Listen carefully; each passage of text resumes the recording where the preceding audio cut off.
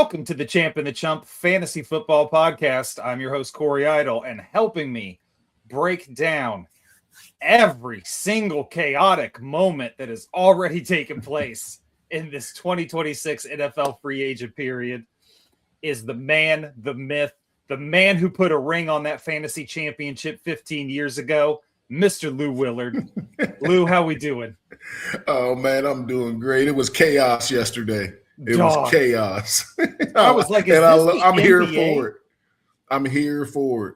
I love when teams. I'm old school. I'm a one helmet guy. I wasn't a one helmet guy, but you know what I'm saying. I'm for the one helmet guys. But man, when guys move, I love it. I love it. Creates chaos. Chaos is good. Absolutely love it. Like you said, I am an agent of chaos. I love it.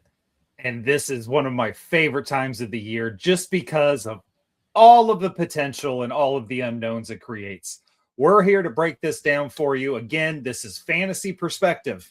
I am not going to be talking about defensive players. I am not going to be talking about backup quarterbacks that get signed. I'm just not going to do it. Or all the damn punters that keep getting signed. Who's signing punters? Those are important, Lou. Punters are an integral part of the game. Only if you're a Steelers fan.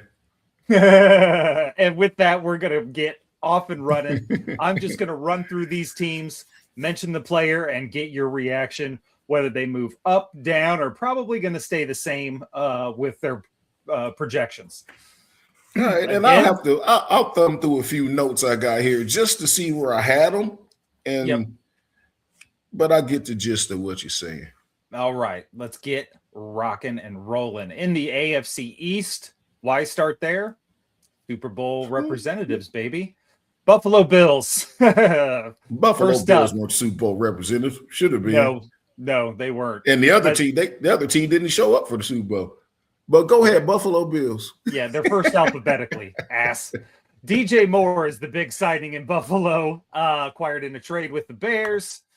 They got some draft picks exchanged in it as well. But fantasy impact, DJ Moore, clearly the number one receiver now in Buffalo for Josh Allen.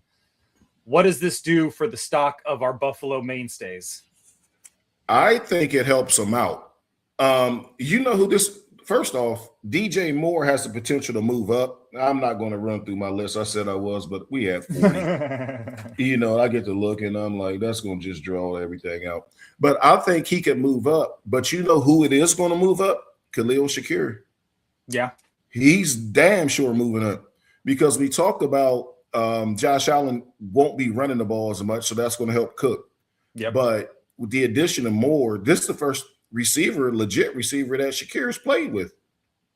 Yeah, 100%. Hell, it's really the first legit one that Josh Allen played with. I'm sure I'm forgetting somebody, but this is a nice duo that they have. And remember, they have the new coach in Joe Brady, who was unofficially handpicked by Josh Allen. Mm-hmm. So this is going to be a dynamic offense. It really is. And he's going to be nothing but a huge addition for them. And look, when you choose to go there, was he traded or did they sign him? He was traded.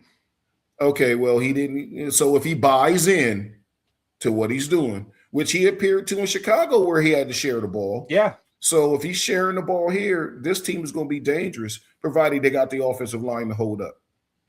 Yeah, I'm happy for DJ Moore. I agree with you. I think he can move up.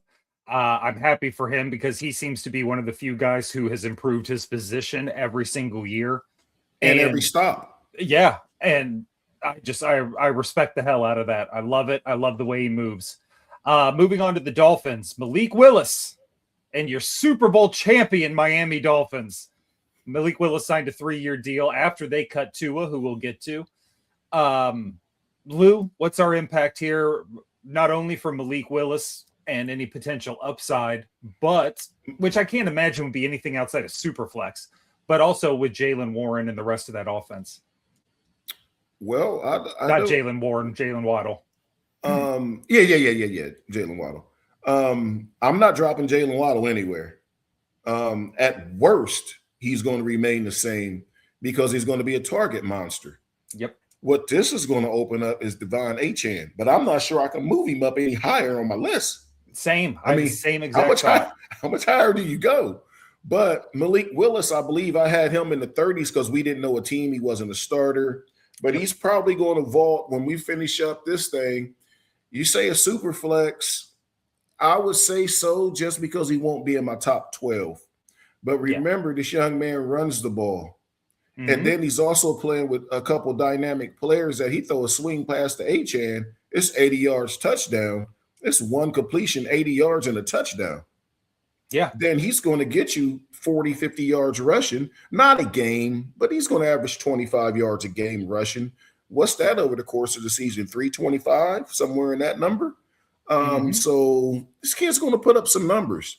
I mean, he's not in the easiest division anymore with the Patriots coming back, rebuilding as fast as they did with that defense, and the Bills being the Bills. You still get the Jets, but now you only get those 2 games where you can really light the scoreboard up.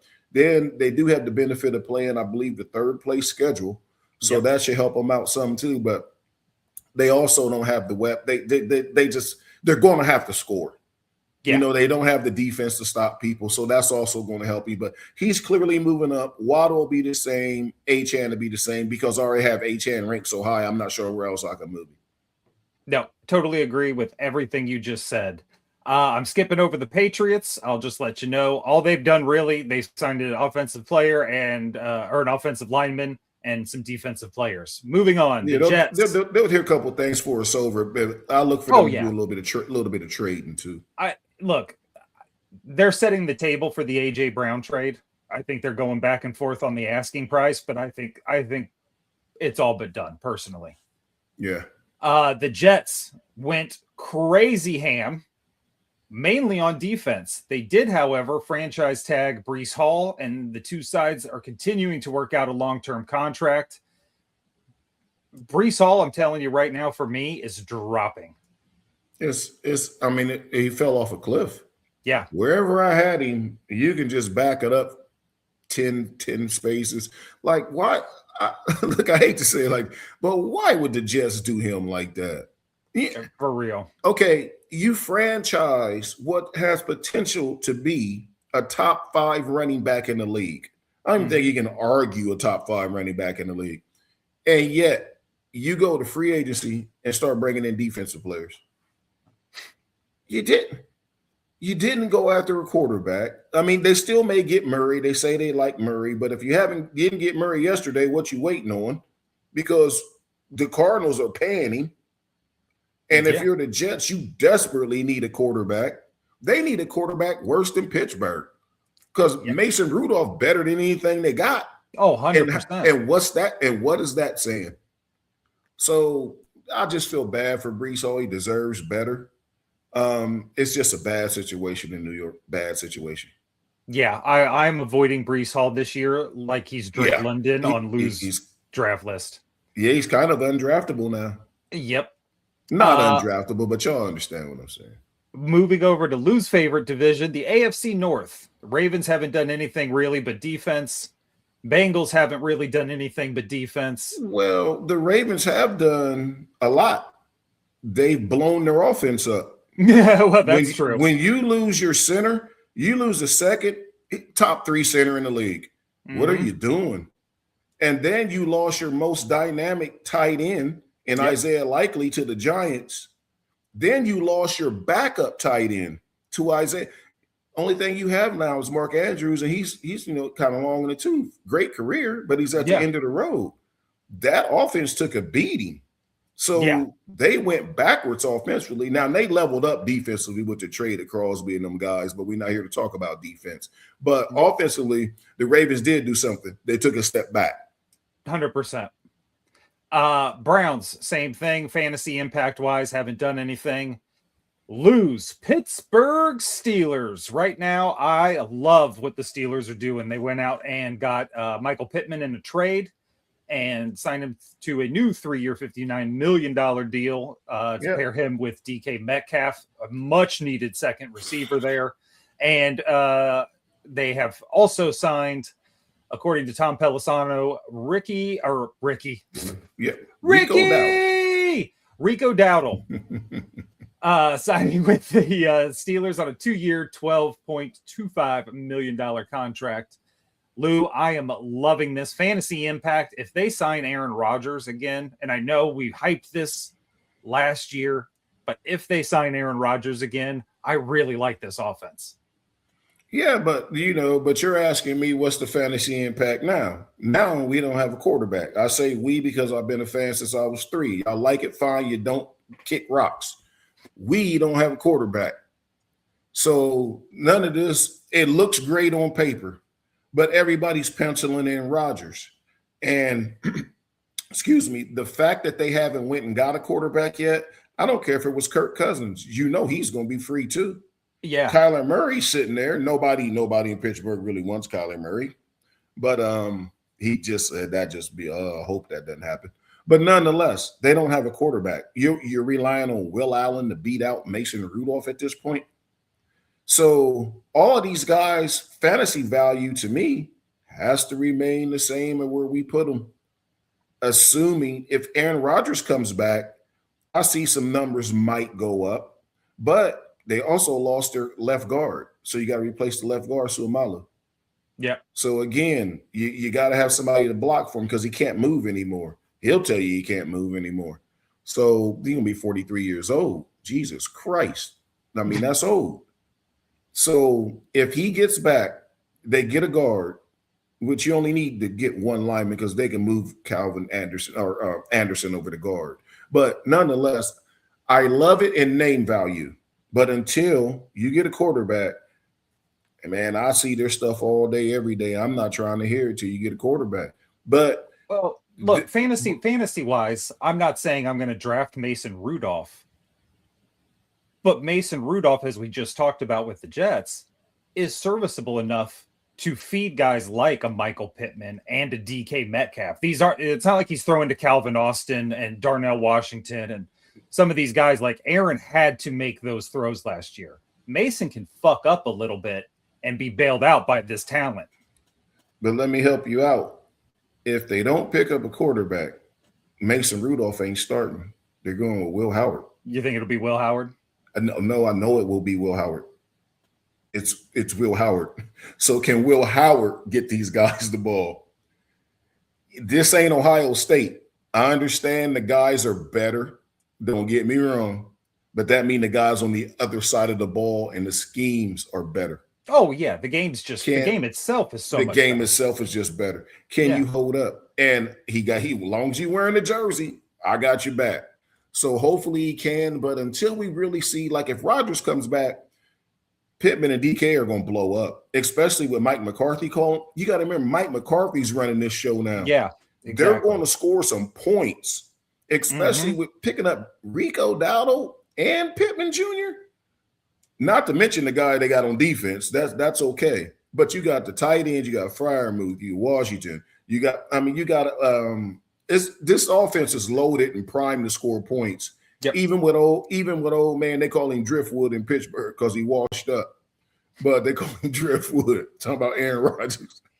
But even if Driftwood come back, all he got to do is distribute the ball. Yeah, that's what I'm saying. Like I have more hope in Will Howard.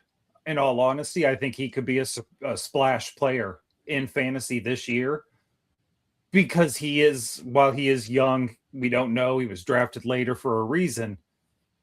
Not like he played at San Diego State. He played with NFL caliber players all over that team.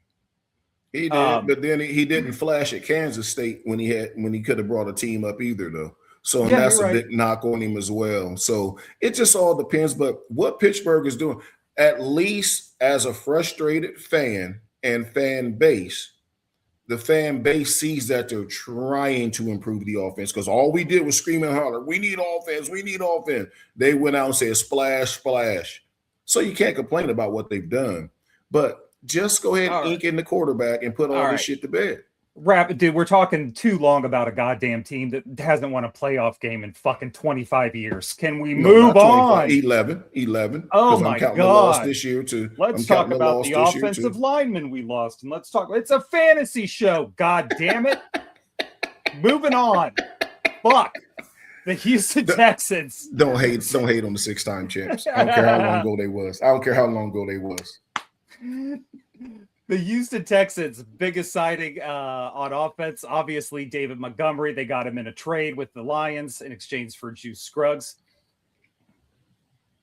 I love this. I know you love it because you are the ultimate Woody Marks hater on the planet. There you go. Why are you trying to get this continued beef between me and Mr. Marks going? Because it's good for the show. I mean, I'm just saying that he's a good backup. Look at what's going on between T.I. and 50 Cent. Beef is good for the show. No, David Montgomery's, I think his fantasy value goes up signing with Houston. Other than that, I mean, I really don't see much change there. It doesn't really do anything to me for the receiver, CJ Stroud necessarily. I know it takes some pressure off him, but you just got to watch what they do with the line, because I think they let one lineman go. And I know linemen didn't scoring you fantasy points, but they can cost you fantasy points when your quarterback don't have time. Excuse me. But yeah, they re-signed a couple guys on the offensive line, but they've also let a couple guys go. Even one, I think, today. We're recording this on a Tuesday. So yeah, I'm with you. Their offensive line, they've been letting people go since they dropped Laramie Tunsil a couple years ago, and they just don't seem to be stopping. You know what? But you got to keep going with the line till you get it right. But they about to mess up because they're gonna have to pay that quarterback in a minute. Yes. So they kind of blew that window. And what a perfect transition. Sorry, go ahead. No, I was just saying Montgomery stock shot up the board when he got traded. No, 100%. 100%. He's your helmet tap guy that we were talking about, right? Like, he's not coming off the field unless he's tapping his helmet. Oh yeah, especially down there where they want to run the ball too. Mm-hmm. So it's perfect fit for them. The Colts re-signed or transition tag Daniel Jones. Hope he comes back. Alec Pierce. This was surprising. Re-signed with the Colts on a 4-year, $114 million max contract. I had him ranked pretty low. I'm keeping him there. Yeah, I don't, because you talk about, again, you the receiver. You cannot give yourself the ball as a wide receiver. You can't do it. Yep. And they let Anthony Richardson pursue a trade, which is smart on their part. Mm-hmm. You're hoping Daniel Jones comes back, but they're in control of his rehab, so they would know better than anybody else, which they're not going to tell you, which I wouldn't either. Right. But if you don't see them go out and pick up a guy, then you know Daniel Jones will be back by week 4, and they'll play with the kid out of Notre Dame, and I apologize for his name escaping me. But he played the glass game last year. But they'll go with him for 4 games, and then Daniel Jones will come back, and they're off and running again. But Alec Pierce lost his wingman. So who are they going to put opposite of him? So look for them to go a receiver in the draft to take some of the pressure off of Pierce. So, and they paid him on 1 year, 1 good year. Yeah. And you know who this hurts the most? And we'll get to this guy, I'm sure, George Pickens. And we'll talk about it when we get there. But keep that in the back of your mind when that situation starts falling apart. How much this young man get again? $114 million over 4 years. Yeah, 4 years. Yep. $60 million fully guaranteed. Look, kudos to you, young man. Use your money right, invest it right. Generational money, my brother. But I tell you what, I love the running back situation. I love the Colts. Their offense is still, but now they got to go find him help. Because you're set at tight end, you're set at running back, you're set at number 1 wide receiver. You got to go get a 2 and a 3. So we'll see what they do. But I do like it. And they're banking on Daniel Jones, that's the perfect place for him. I'm glad they're keeping him there. Yeah. He's great there. Moving on, Jacksonville. We'll talk about Etienne when we get to where he signed. However, the loss of Travis Etienne is devastating to this offense for me. I like Tootin. I don't think he's a number 1. You don't like him as much as they do. Yeah. And where do they draft? What's their? I don't have it in front of me. That's my fault. Their draft position Let me look is, that up for you. yeah, that's what I'm trying to see here. Because I know they made the playoffs, so it's going to be pretty low. Jacksonville's coming They do in. not have a first round They pick. don't They have a traded first it to round pick. Cleveland for Travis Hunter. Done. So Jeremiah Love is out. Because I was Yep. going to say maybe they'll try, and they could still move into the first round for Jeremiah Love, but you can't give a number 1 pick back. So you don't like Tootin as much as they do, put it like that. But guess what he does for your fantasy value?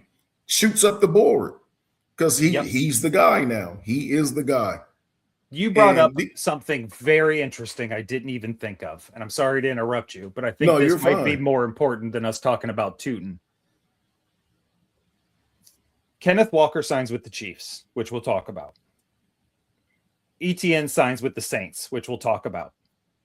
Those were the 2 teams taking Jeremiah Love. Yeah. Universally projected it was the Saints or it was the Chiefs. Where the fuck is this kid going now? I mean, honestly, I hate to see it, but I mean, let's see. You look at the draft. He ain't going to the Chiefs now. I think he can still go to the Saints.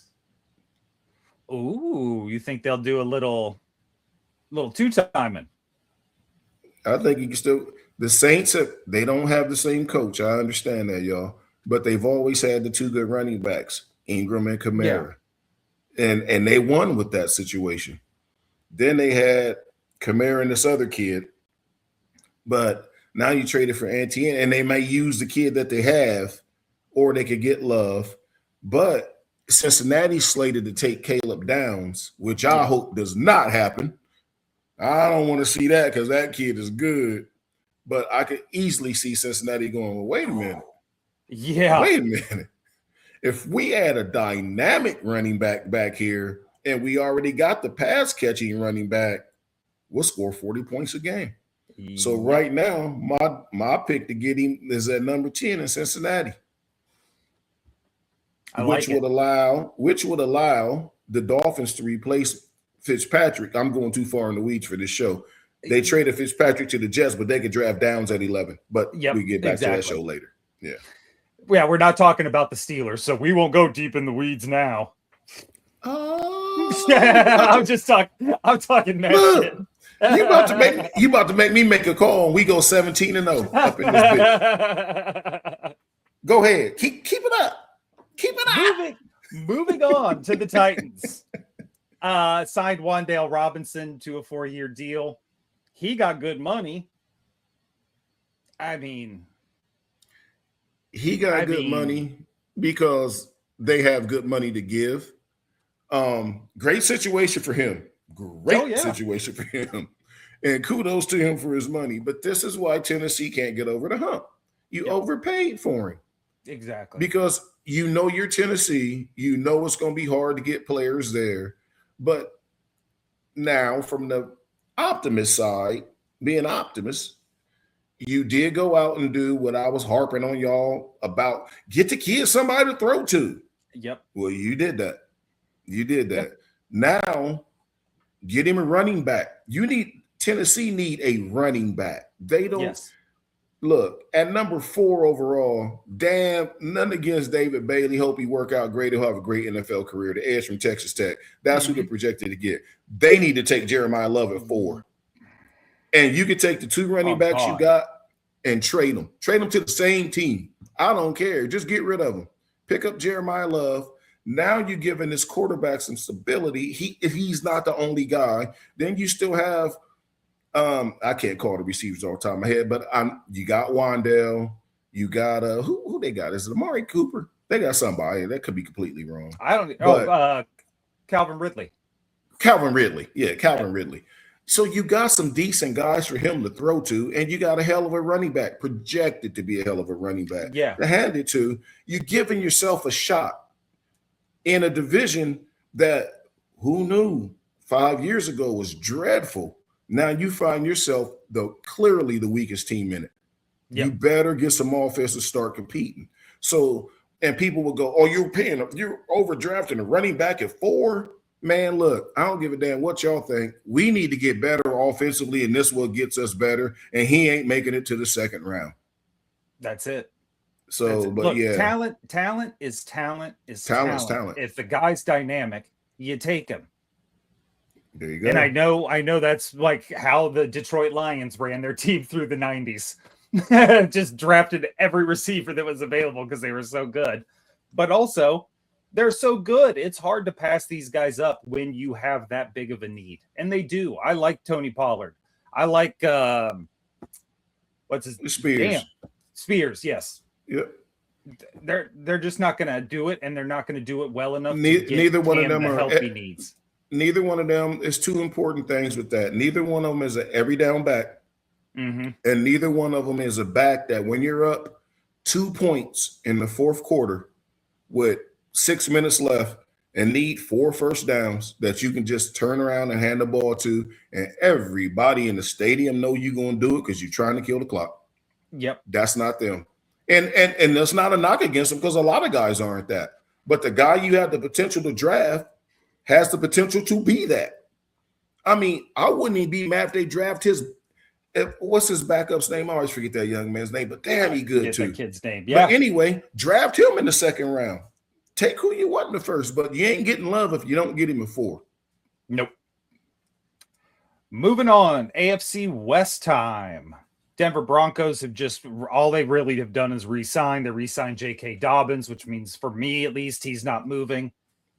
Which means I love that too for that young man. I love that. Yeah. He's always been one of my favorites. Yep. He's the biggest what if of the recent generation for me. Because he had all the talent in the world. The big signing, Kansas City Chiefs signed running back and Super Bowl MVP Kenneth Walker III, 3-year deal for $45 million. 28 of it's guaranteed. They got dude on the cheap. They also re-signed Travis Kelce and re-signed Tyquan Thornton, if that matters to you, at receiver. It actually does in this particular situation because of the running back and getting the tight end back.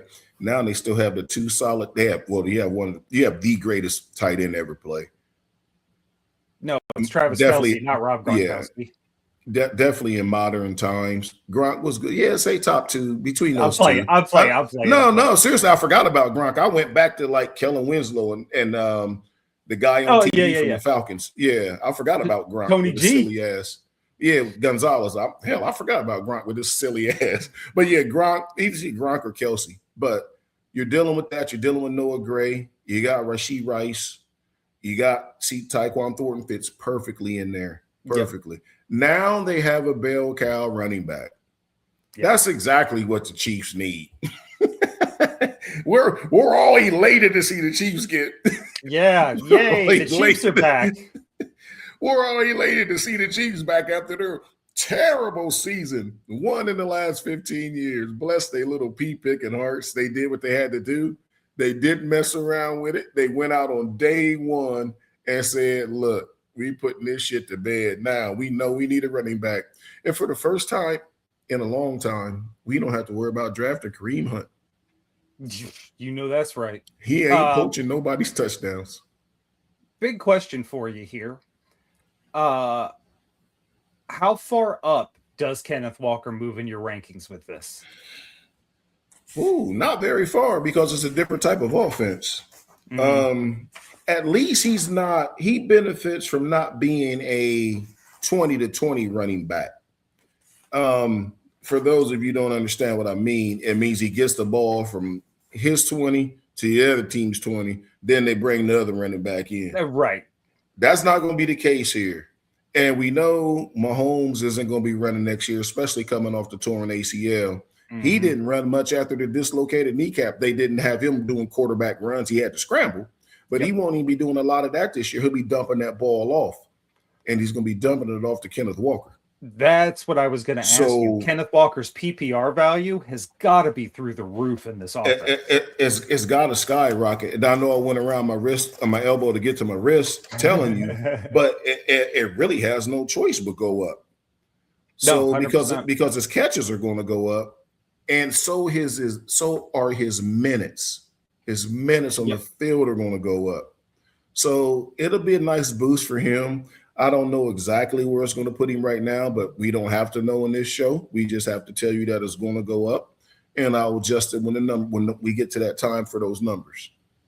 There you go. Also, I'll be honest with you. The Travis Kelce signing I like, not necessarily for Travis Kelce's fantasy potential, but the other tight end there, Gray, I think this opens him up, I think, a lot more, especially in the red zone. He has the potential to have more fantasy points than Travis Kelce this year. Yep. And because he'll play more. Yeah. Let's face it, Travis Kelce ain't blocking nobody at this point in his career. No. And I ain't mad at him. He ain't blocking them young boys out there. So he's Travis Kelce is here for in the game and playoffs. That's what he's here for. That's it. In the game and playoffs. Noah Gray will have a good year. Noah Gray will still be a top 10 tight end in fantasy. Yeah. Oh, I could see Travis Kelce taking some LeBron James days off. Yeah. He will probably practice Friday. There's no practice Wednesday or Thursday at all. He'll probably practice Friday, do a walkthrough Saturday, and go show up at the game Sunday. He's earned that. Yep. Oh, yeah. For everybody who want to bitch and complain about it, man's earned it. And 100%. Come game time, he will be there in crunch time. He's not a big first quarter threat. He might be a first drive threat, but after that, he gonna go get him some water and chill. He ain't in for all the mix. 100%. Moving on to the Raiders, they signed Jalen Naylor to a deal. Details aren't disclosed just yet. Decent wide receiver for them where they desperately need help. They still need help, in my opinion. Their biggest signing, and I know fantasy impact for this player isn't there, but for what this means for the team is huge. They signed Tyler Linderbaum to a 3-year, $81 million deal, arguably one of the best centers in the league. This is going to help Mendoza. This is going to help Genty. This is going to help Brock Bowers. This is huge for that team. Like I said, they signed him because that just officially tells you they're taking Mendoza.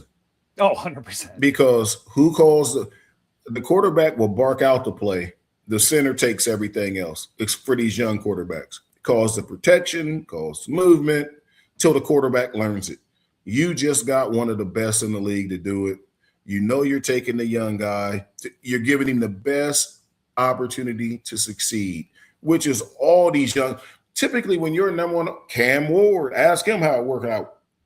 Yep. They didn't have any of that. The Raiders now have an all-pro center, a really good running back, even though I know it looked bad for a while, but damn, the kid good. Now you have two decent receivers. You have two number twos. You don't have a number one. You better have 2 twos, and they have 2 twos. And you have a top 3 tight end in the league. And the backup tight end is pretty damn good too. Yes, and Mike Mayers. Yep. So you're giving this kid every opportunity to succeed before you even draft him. So if he doesn't work out, and not to mention, whether y'all love him or hate him, Tom Brady is the owner of this football team and will have his hands on this young man to mentor him. And I'm not the biggest Brady fan, but damn it if he ain't the best quarterback to ever play the game. So if that's what you coming in with as a rookie number 1 overall draft pick and you don't make it, it's you. And if your talent wasn't there, that's okay. Because we know he's not a knucklehead. He's not going to go get in trouble. So he's going to give it everything he has. And like I say, with the moves they're making, the Raiders can compete in 27. They're not going to be a pushover this year. But next year, they can compete to win a playoff game or two. This team is going to be interesting. Very interesting. In a tough division, they're making strides to compete, and it's impressive. I like it a lot. But the good thing for them is they're not the only team in that tough division that has to play within that division. Yeah, exactly. So they're in good shape. And the last team in that tough division that has to play in that division, the Los Angeles Chargers. Look, they signed Charlie Kohler, tight end. He's a backup at best. They signed Alex Ingold, fullback. Great. He'll help block for Omarion Hampton. They also, though, shored up the offensive line a little bit, signing Trevor Penning and Tyler. I cannot Yeah. pronounce that dude's name. It'll aside.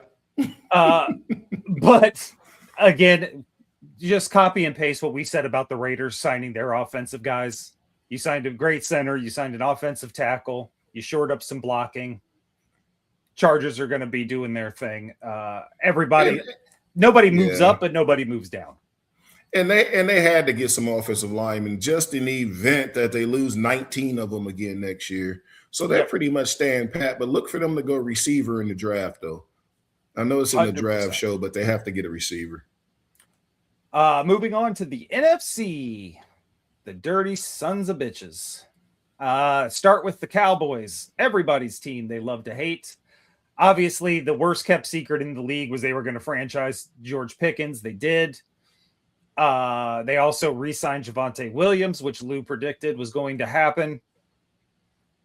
Any changes or earth-shattering movements here? No, except for typical Dallas. They cost themselves money by franchise tagging George Pickens instead of just giving him a long-term deal. Is this what you were talking about with Alec Pierce? With Alec Pierce getting that $114, $116 million, George Pickens is better than him. And the gap, I don't think, is that close. He's better than him by at least 5-6 positions. So if you gave him 114 to 116, if I'm George Pickens, I'm going, man, I need 125, 130 because I'm better than that cat. And here's Dallas again in another nasty situation, which I'll sit back and laugh at, with a player that ain't going to sit back and take it as quiet as Dak Prescott did.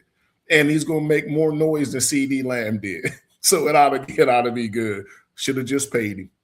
Yep, you guys got a problem, and I am here. I'm here for it.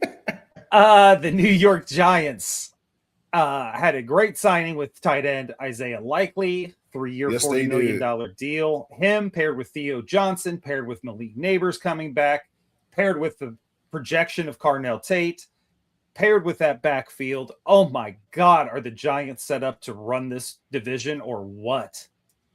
I love the Isaiah Likely signing. Love it for them. I'm seeing some mocks where they take Sonny Styles out of Ohio State, though, instead of Carnell Tate, which I would love that for Sonny, and that's more on a personal level, knowing his father. But nonetheless, he's still going in top 10, whether you go Giants or not. But if I'm them, as good as Sonny is, I'm taking that receiver. Because that, especially when Wandale walked, I'm going receiver. And I hope it's Carnell Tate, but I think they'll go Carnell Tate or Mekhi Lemon. They're going to go whoever they feel is the best receiver in the draft is who they're going to take, which selfishly I think is Carnell Tate. And if they do, that offense is going to be legit. It's going to be legit. From a fantasy perspective, Lou, are we starting to verge, assuming they take Tate? Because I agree with you. With Malik Neighbors' injury history, you got to have somebody there that can play that outside with him. That being said, are we verging into poaching territory where a lot of these guys you can't feed everybody? It's a 60-minute game. Well, you can't, but that's where the quarterbacks become more valuable from a fantasy standpoint. The ball going to go somewhere, and we know they're going to score. Take the quarterback. As long as they don't score 35 or 5 rushing touchdowns, the quarterback did just fine.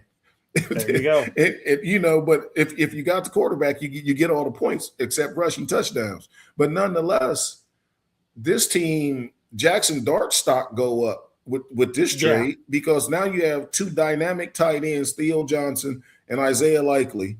You got numbers coming back. Hopefully they get Tate, and then you got the running backs. He can't help but score. As long as he don't knock himself out trying to be the running back when you got to, you don't need to be the running back, kid. Just get your 30 yards and dip out. So this is going to raise some numbers because you got to guard Likely. He's a big athletic dude. You have to guard him. 100%. Moving on to Washington, they've really just done a bunch of re-signings. Traylon Burks, Marcus Mariota, Laramie Tunsil, Andrew Wiley, all re-signed, the last two being offensive linemen. They also brought in another offensive lineman, Nick Allegretti. He signed a 2-year deal. The offensive line being good and healthy will help. Obviously, Jaden, but there's not much movement to talk about there as far as I'm concerned. Nah, there's really not. And it's like, who are they projected to draft? Like and I purposely pulled up a different draft projection than you. Yeah. To keep it interesting. This one shows them taking Carnell Tate. What a great pick that would be for them to put him opposite of Scary Terry. That would be a great pick. But I don't think they get Tate because I don't think he gets past the Giants. I think they should pick up Mekhi Lemon. You got to get this quarterback weapons before you have to give him $300 million. That's it. Because by the time he's up for his deal, the deals will be $300 million. And that deal's coming up. He's got what? One more year? One, I think. So you're going to have to start negotiating it. So go ahead and get him another weapon outside and turn him loose and see what he really can do. And then in the second round, go get a tight end because Ertz is coming off of that blown out knee, which is terrible for him at the end of his career. But then go tight end, get him all the weapons you can get him. And this another spot. I know I'm talking a lot of Jeremiah Love, but this is still another spot for him to go. Oh, yeah. There's not a lot of places Jeremiah Love or Carnell Tate can't go and fit in. As long as they don't go to the Browns, I'm happy for all of them. Yeah, but I would go receiver if I'm the Commanders. Yeah, no, 100%. Because of quarterback, yeah. The Chicago Bears. I think the biggest thing we got to talk about with the Bears, they've done some offensive line signing, which is great. I love seeing that across the league because that means you're protecting your quarterbacks, which is only great for us in fantasy. The loss of DJ Moore, what does that do for our other guys on that offense? Oh, they're them all the way up?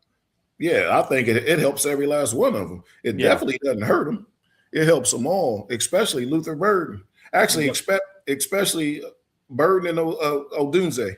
Those dudes are going to eat now because Moore was the odd man out. When Luther Burden hit the scene and blew up, everybody knew with the young talent they had, with the Coast and the tight end, Odunze, now Burden, you keeping Moore around for what? He's the odd man out on the outside because you can get a decent receiver. They could sign a Calvin Austin III on the cheap. That will slide right in there and be a nice number 3 or 4 wide receiver for them.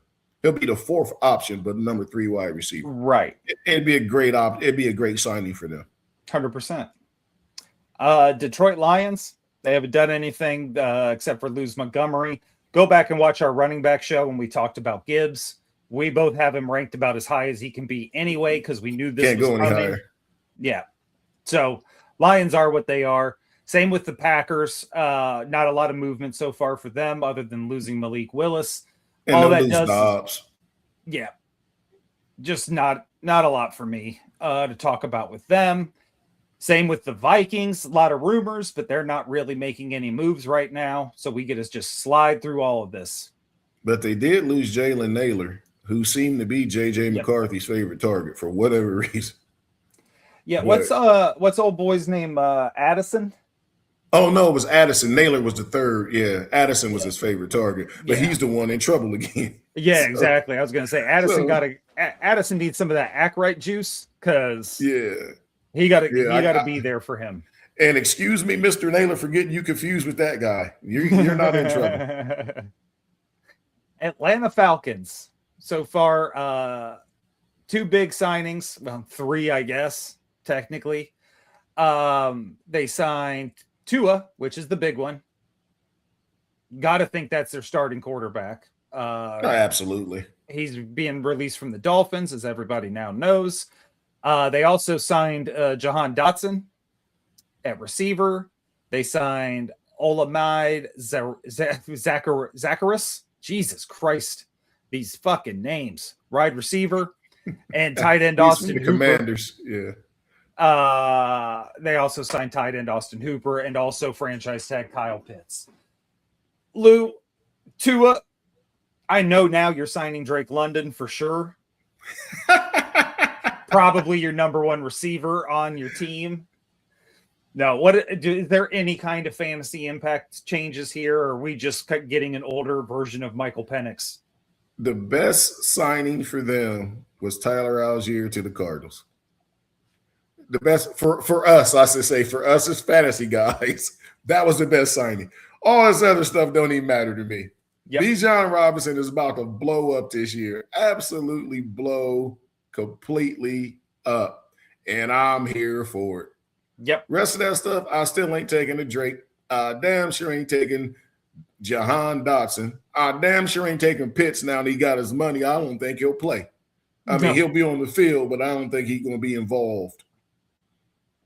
My man Bijan will, though. Yes, sir. But I can't move him any higher on my list. No, absolutely not. Carolina, they've gone pretty much all defense outside of signing Kenny Pickett to a 1-year deal. And now we get to spend some time. Travis Etienne signs with the New Orleans Saints, 4-year, $52 million deal. They've also signed tight end Noah Fant, which, whatever. Travis Etienne is the big story here, fantasy-wise. Lou, what does this do for him? What does this do for Alvin Kamara? Well, Kamara's done, and he know he's done. So he might only play one more year as a farewell tour type year, but he's not going to cause any problems. Like he's been done for a year and a half. So Etienne, I don't remember where I had him, but it's going to go up. It's going to help the quarterback out because now he has a more dynamic running back than what they were playing with. Etienne's not better than Kamara in their prime, but one's in their prime and one's not. So there you are. So you get to replace that, and he's a dynamic back with a lot of potential still. And now I look for them to get another receiver in the draft and continue to help this quarterback because you have Juwan Johnson. You obviously have Chris Olave. Now you have Etienne in the backfield. Get him another receiver or two. And everything's going offense on some of these teams. Everybody's pushing for offensive changes. And they're drastically making it because we said on this show, we think they found their guy. Regardless how anybody else feel, they believe they have their quarterback. And these signings and this draft will show it to you. Yep. And the Saints pick 8. They are going to be right in that game, especially with this signing, to go after a Mekhi Lemon, a Carnell Tate, whichever one of those two gentlemen fall, they're going to be there to pick them right up. That's where I'm going. If I'm them, I'm going one of those two players. 100%. Tampa Bay, Kenneth Gainwell was their big signing. I mean, they re-signed Cade Otton. I don't think anybody really expected him to go anywhere. He's got it great in Tampa Bay. But Kenneth Gainwell, look, man, Tampa Bay said, we only got 47 running backs. Let's get another one. I don't understand it. And they gave him $7 million a year, so he's not the guy that's not going to play. No. Somebody got to go. First off, somebody's cut. So who is it? I say it's Rashard White. Yep. Somebody's getting buried on the bench. Sean Tucker. Yep. So, but you spent $7 million on a position where you didn't need that help right now. No. I think Irving and Sean Tucker could have got you through the year. But hey, kudos to them and kudos to him getting $7 million a year. I guess. But his numbers definitely fall back from where we had him. I think I had him at like 21 or somewhere in that range. Those numbers got to drop. Until we see what that final roster looks like. Because he's going to be he went from a 2-headed running back situation to a 3-headed running back situation. Unless he is actually the replacement for Mike Evans, and they're just going to put him out at that one spot. All right. Arizona Cardinals. They have signed Gardner Minshew, quarterback, to a 1-year, $5.75 million deal. And also, as Lou mentioned before, Tyler Algier, which is a huge signing for the Cardinals, to a 2-year, $12 million deal. Also have signed wide receiver Kendrick Bourne, decent possession receiver, to a 2-year, $10 million deal. He fits in well with that offense of Mike Wilson and Harrison, and then the tight end. That's a nice 4-headed target right there. I like that. And Tyler Algier is going to eat. And he has to, because I understand this signing. People go, well, you just said this team had 2 backs and so. Well, these 2 backs stay hurt all the time. Exactly. I know one of them do in Tampa Bay, but all 3 of them didn't. Or all 3 of them didn't. These 2 was all they had, and both stay hurt. And the other one can't remember to carry the football past the end zone before he drops it. So done. They needed a running back, and they got one. They got one. This is going to be good for. This is good. This is a good. This is good pairing. I like it. Yep, 100%. Rams, pretty much where a lot of teams have been. They've been pretty quiet. Their big move was on defense, acquiring Trent McDuffie through a trade, but we don't talk about defenses. They also re-signed tight end Tyler Higbee. Lou, you got anything, or can I move on? Nah, we can move on from there. San Francisco 49ers have signed wide receiver Mike Evans to a 3-year deal. I know a lot of people are bagging age, I think this helps out the San Francisco offense, as long as he's healthy, so much, because it frees up these other. I know they're predicting Jawan Jennings now to leave, sign somewhere else, because he won't be the number one. I hope he re-signs with the 49ers, because that's his best move possible. Yeah, because if he's your number one wide receiver, your receiving core isn't very good. Exactly. That's just the bottom line. I mean, he's a 2. Yep. And just be a 2. But Mike Evans being hurt all the time fits right in with the 49ers, who are hurt all the time. But they also got the young kid. I can't call his name. The one that got shot and survived. Ricky Pearsall? Pearsall. With losing Bourne, which I think is going to hurt him. Yep. And now Jennings is going to leave. Pearsall is going to have to earn that first-round draft pick that he used on him. I know it was the 31st pick or 32nd pick, whatever it was. They're banking on him to actually play all the games and actually produce when he's playing them. Because they're going to start the season without George Kittle. Don't forget that. Oh, yeah. So Mike Evans is going to get the ball a lot, which he should. And I'm glad to see him get that last contract where he's going to get that money too. That's nice. Yep. I'm a big fan of Mike Evans, have been for a long time. I've only had him 1 year in fantasy football. That was last year when he got hurt. Moving on to the Seattle Seahawks. They re-signed Rashid Shaheed. Obviously, the bigger news there is the loss of Kenneth Walker, especially with the fact that Zach Charbonnet is injured. Lou, any kind of fantasy value for the Seahawks changing?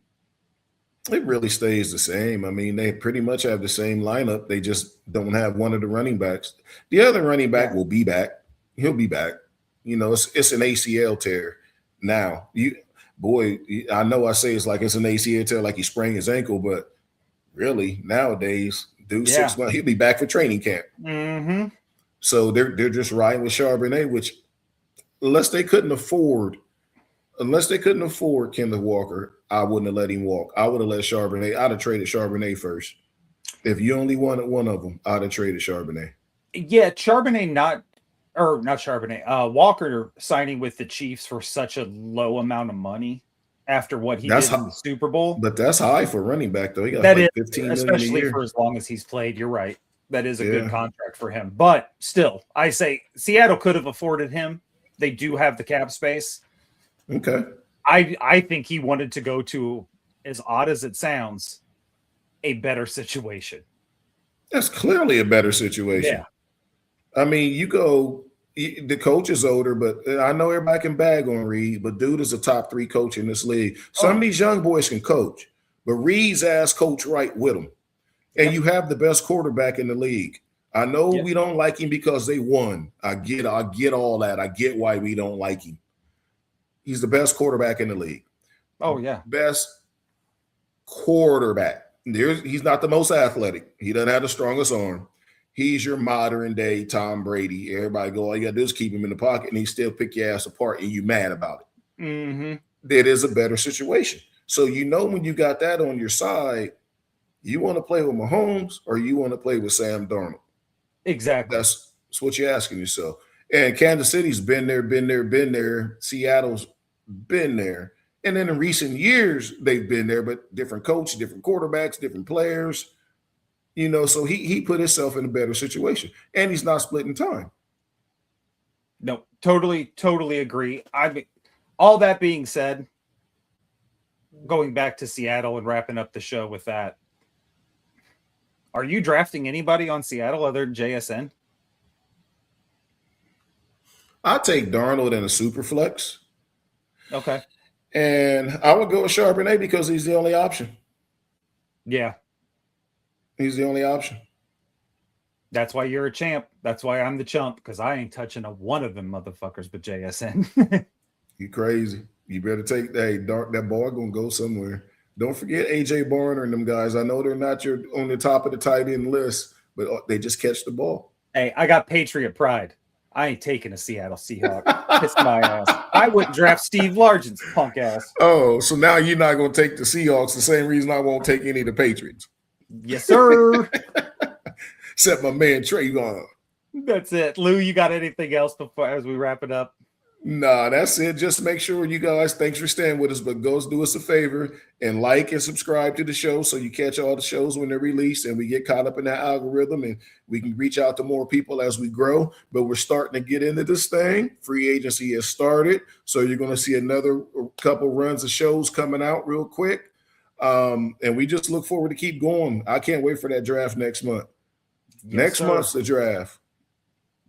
We are going to be peppering your algorithm. So get ready. And with that, you can also get ready to level up your podcast playlist with the heavy hitters at Calibration Media Group. Dive into the hilarious and unfiltered world of Kiss the Reviews, where your favorite movies get the comedic roasting they deserve. Master your look with Fashion Beyond 50, the ultimate guide to style and confidence for women in their prime. For the fantasy fanatics, hey, that's us. I can't even read my own show. The Champ and the Chump Fantasy Football Podcast, delivering the winning strategies and relatable talk you need to dominate your league. And of course, my favorite show on the network. Do not miss Backstage Buckeye, hosted by my man Lou Willard. It is your all-access pass to the stories, personalities, and behind-the-scenes action of the Ohio State University Athletics. Find your next obsession at calibrationmediagroup.com. For Lou Willard, I'm the tongue-tied Corey Idol. We will catch you on the flip side.